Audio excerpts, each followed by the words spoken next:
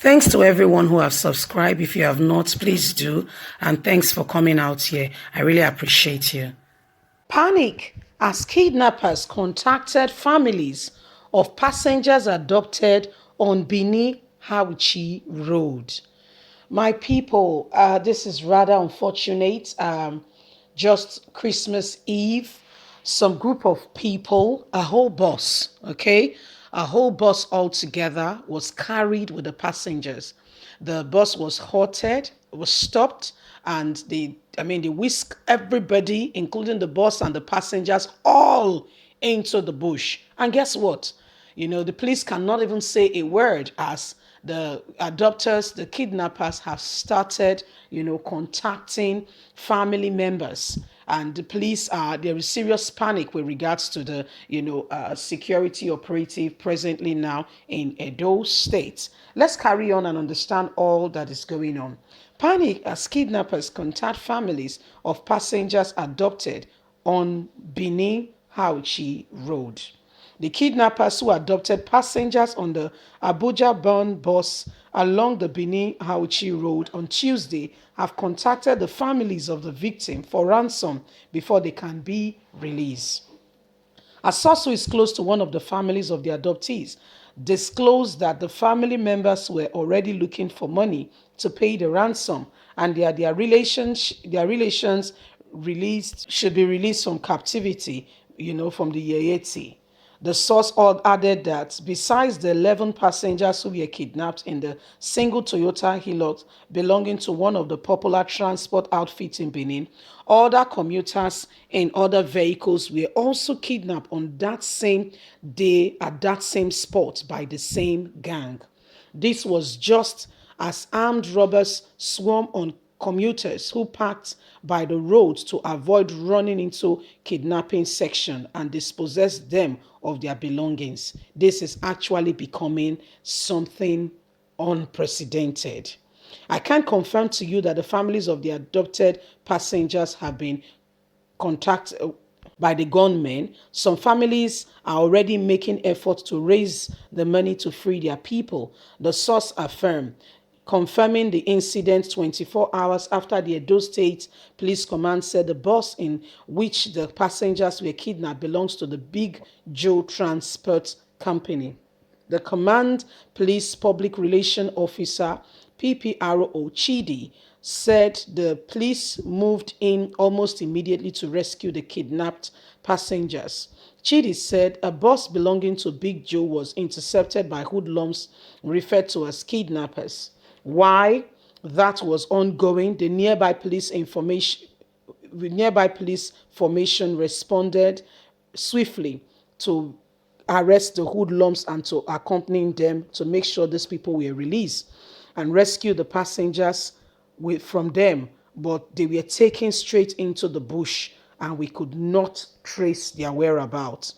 Investigations are still ongoing involving the police in Agbo and other tactical teams. They started by combing the bush, the movement, and the moment the incident happened, and hoping that victims will be rescued in soonest. This is rather unprecedented time where people need to be very careful and walk with dignity and walk with pride, knowing that we cannot be put to shame due to this manic that has engulfed our nation.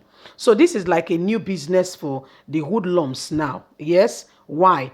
They have discovered that our security system is really porous and that there is nobody who is particularly concerned about Nigerians. In those days, my father used to travel a lot.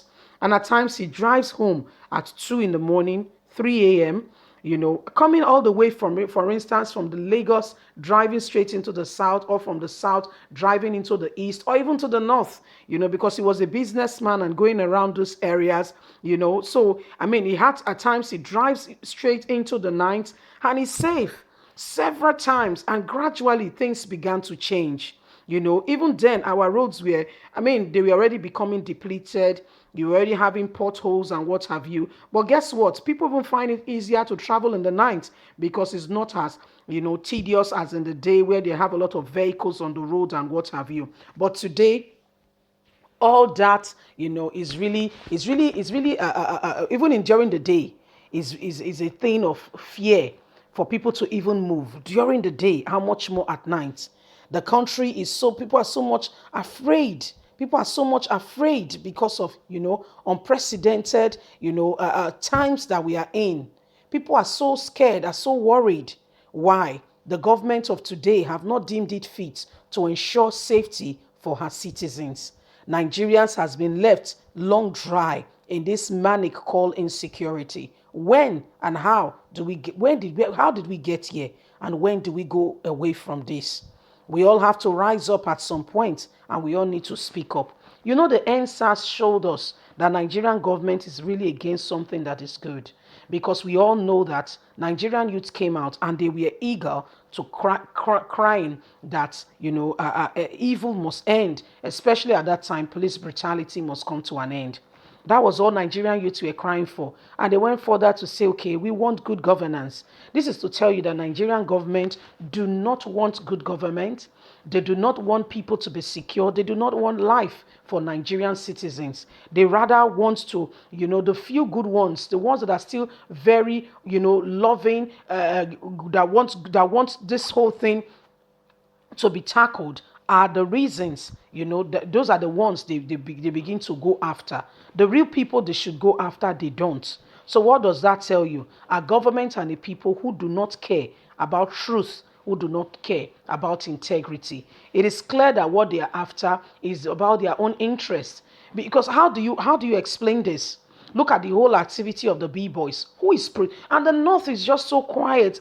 I'm so, because growing up and we travel to the North, like I said, we travel to the North with my dad at times. We travel even in the night. We sleep in the vehicle. We travel there by morning, loads the trailers of his goods, and the trailers start moving down to the area, and we travel. Papa will say, let's sleep, and maybe in the night we'll start traveling again.